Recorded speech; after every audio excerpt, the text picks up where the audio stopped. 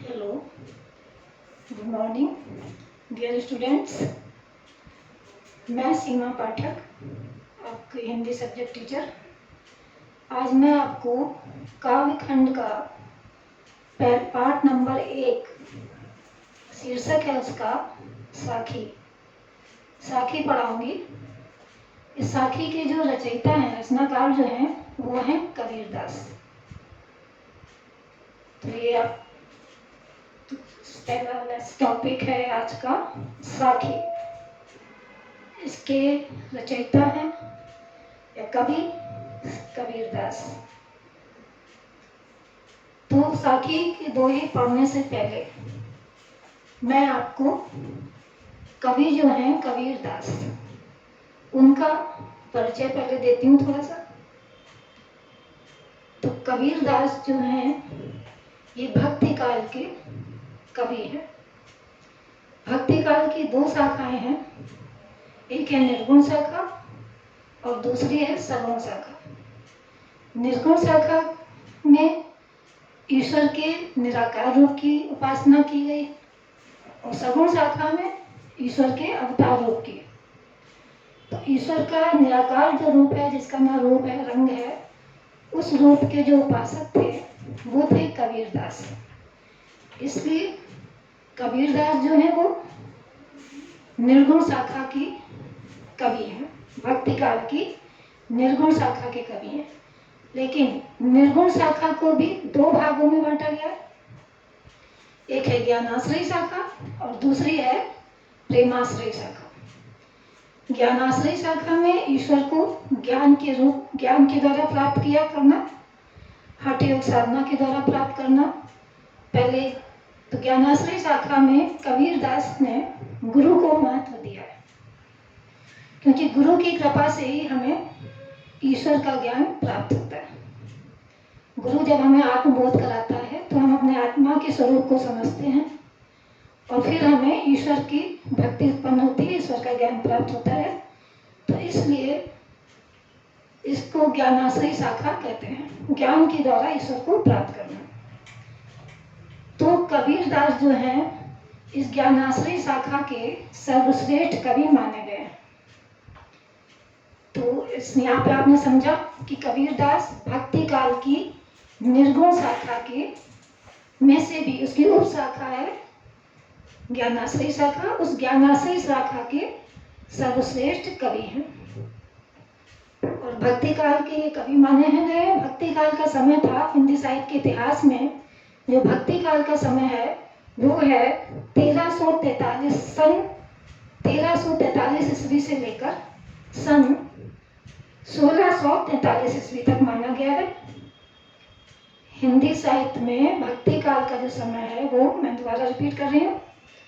हिंदी साहित्य में भक्ति काल का समय सन 1343 ईस्वी से लेकर सन 1643 ईस्वी तक माना गया। अब मैं थोड़ा सा आपको कबीरदास का परिचय देती हूँ, जो जीवन परिचय जो होता है उनका। तो कबीरदास जो है, उनका जीवन परिचय इस प्रकार है कि कबीरदास महान कवि, समाज सुधारक और संत हैं, कवि के नाम से जाने जाते हैं। इनका जन्म जो था 1398 ईस्वी में हुआ था। इनकी माँ जो थी ब्राह्मणी थी।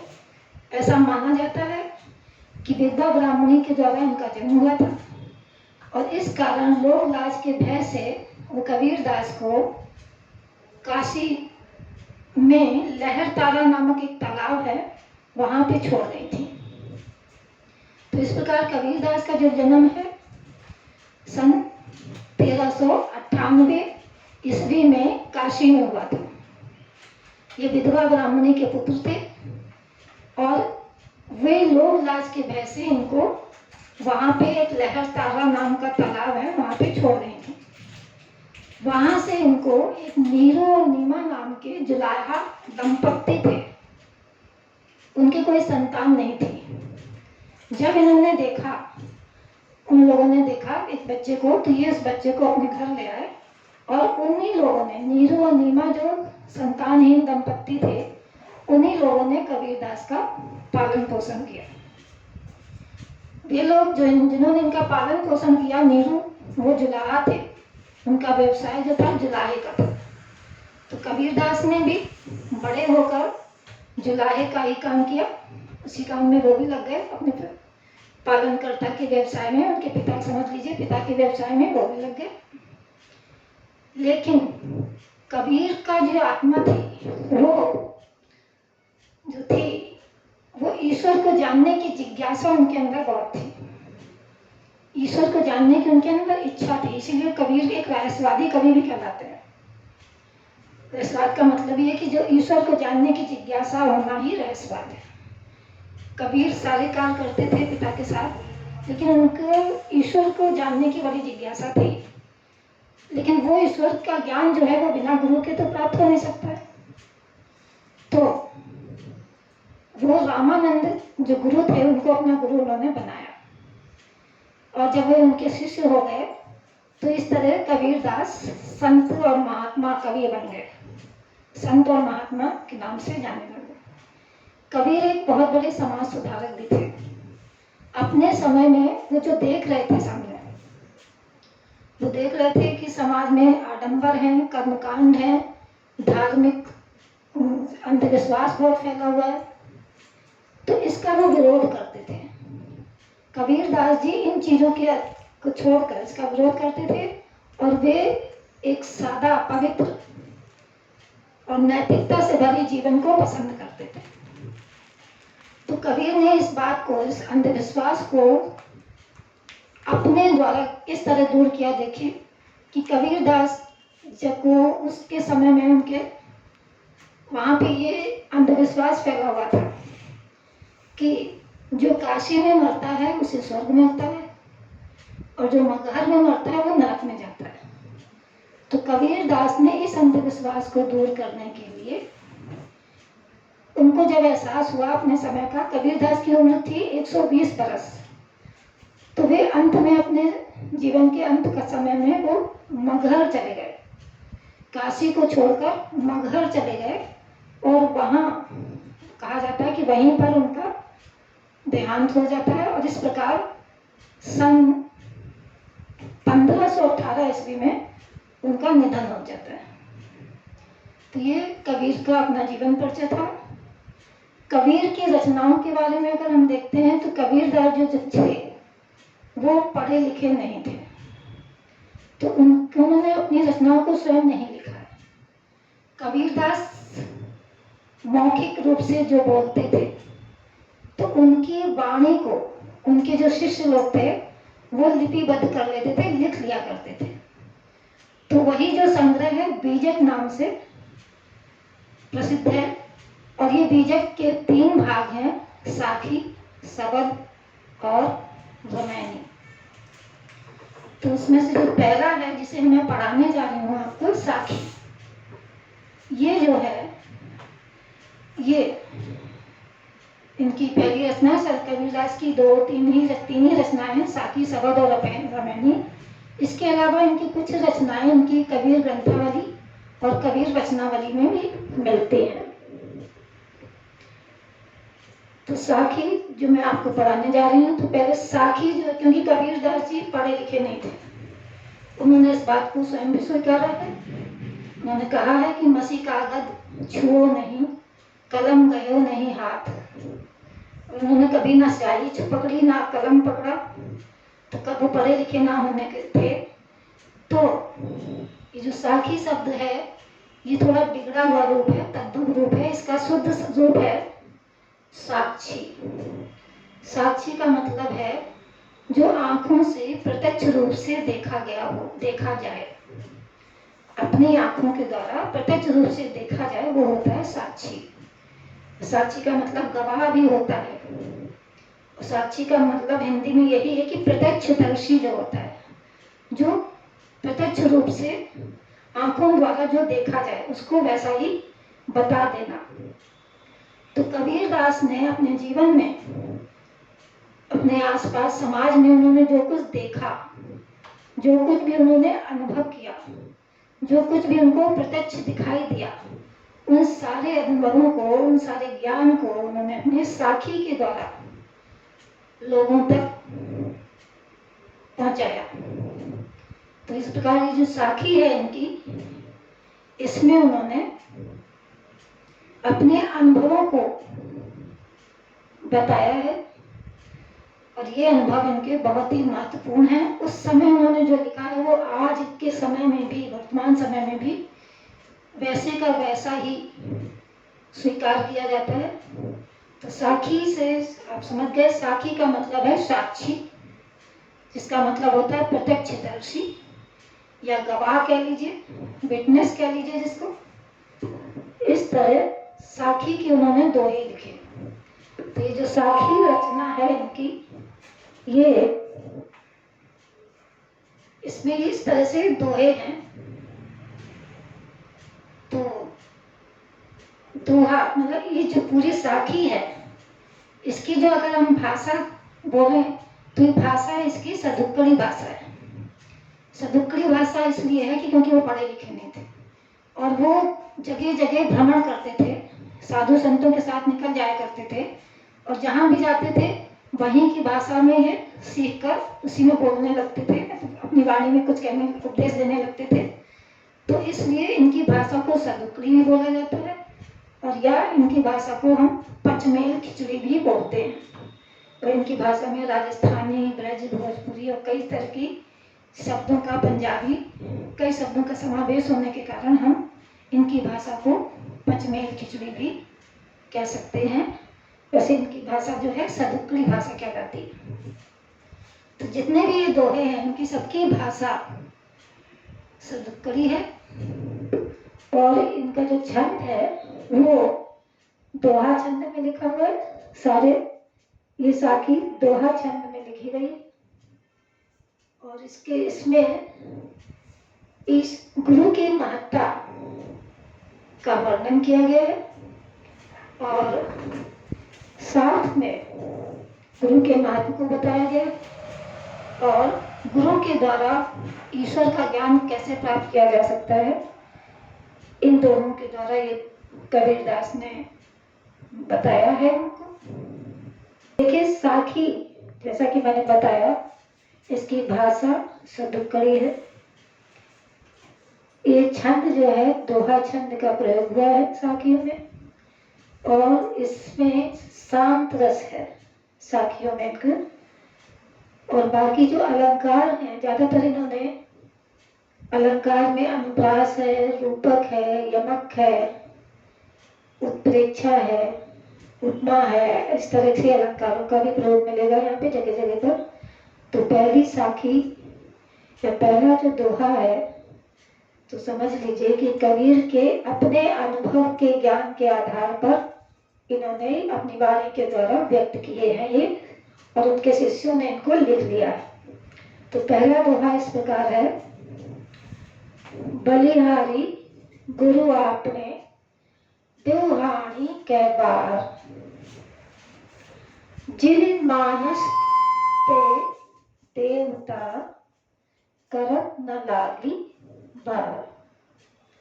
पहला दोहा यह है, इसमें कबीरदास ने गुरु की महिमा का वर्णन किया है, गुरु को महत्व दिया है। कबीरदास इसमें कह रहे हैं कि मैं गुरु के प्रति समर्पण का भाव व्यक्त करते हुए कह रहे हैं कि मैं अपने गुरु के ऊपर न्यौछावर हो जाता हूँ, अपने गुरु के ऊपर मैं अपने आप को न्यौछावर करता हूँ और एक बार नहीं, दो बार नहीं, बल्कि दिहाड़ी माने दिन में, कई बार माने दिन में कई बार मैं अपने आप को अपने गुरु के ऊपर न्यौछावर करता हूँ। तो क्यों न्यौछावर करता हूँ? क्योंकि जिन मानुष थे देवता, जिन्होंने मुझे मनुष्य से देवता बनाने में जरा भी देर नहीं लगाई, करत न लागी बार, देवता बनाने में जरा भी देर नहीं लगाई। ये इस दोहे की लाइनों का सीधा सीधा अर्थ है। अर्थात कबीरदास का कहना है कि कबीरदास गुरु को ब्रह्म के स्वरूप मानते हैं, परमात्मा के समान ही मानते हैं।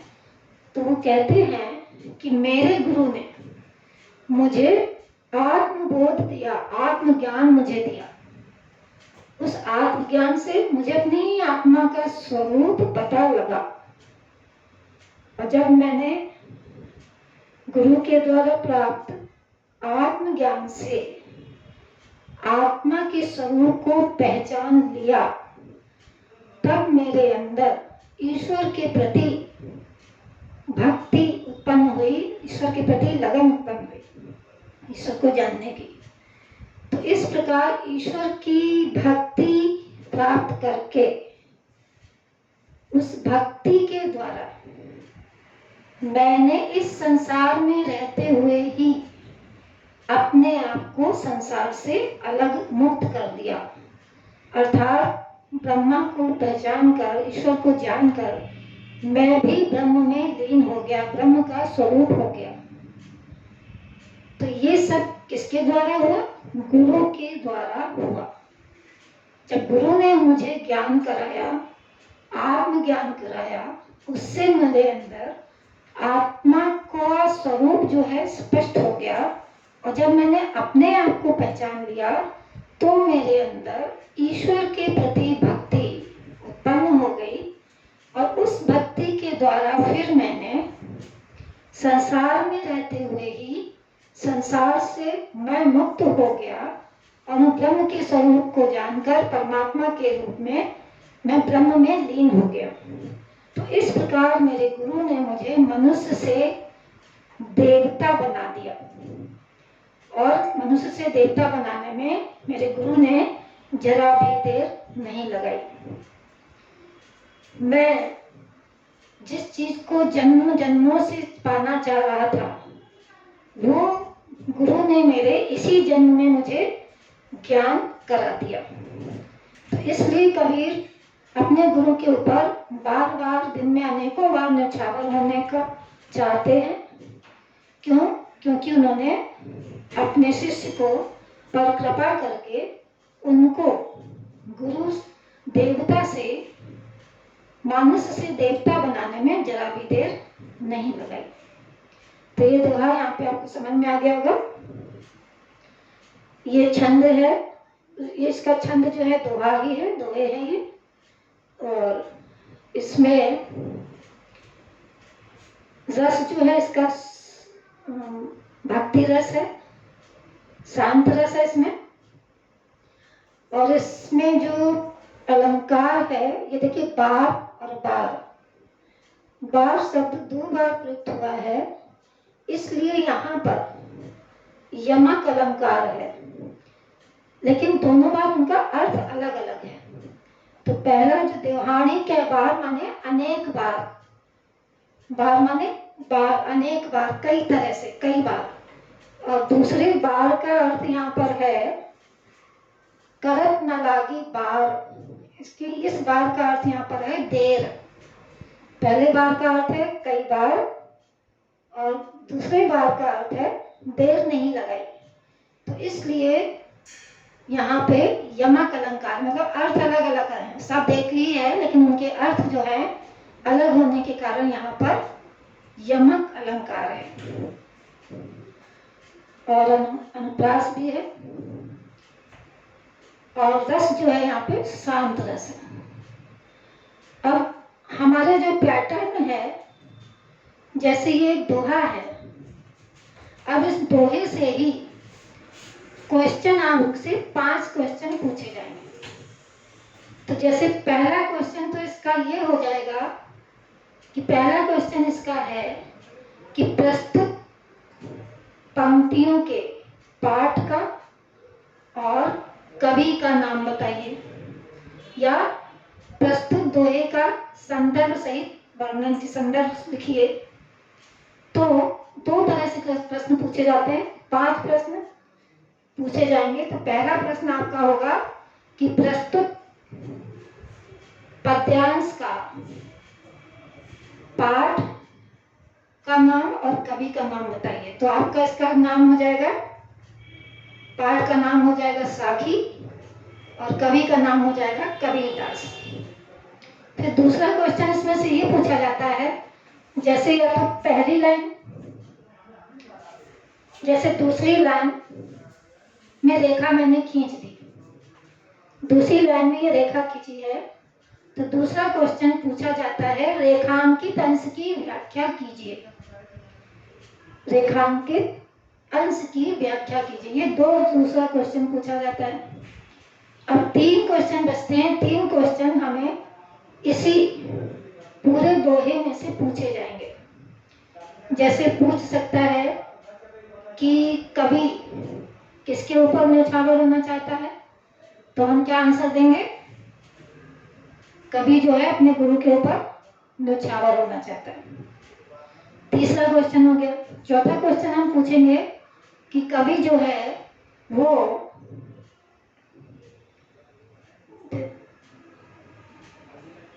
क्यों गुरु के ऊपर न्यौछावर होना चाहता है, तो हम इसका आंसर लिख देंगे कि कवि, क्योंकि उसके गुरु ने उसे मनुष्य से देवता बनाने में देर नहीं लगाई, इसलिए वो उनके ऊपर, अपने गुरु पर न्यौछावर होना चाहता है।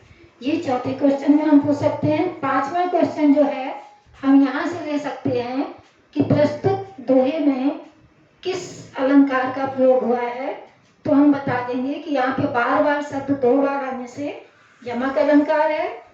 पहले का अर्थ है अनेक बार और दूसरे का अर्थ है देर। यहीं पे मैं विराम देती हूँ। धन्यवाद।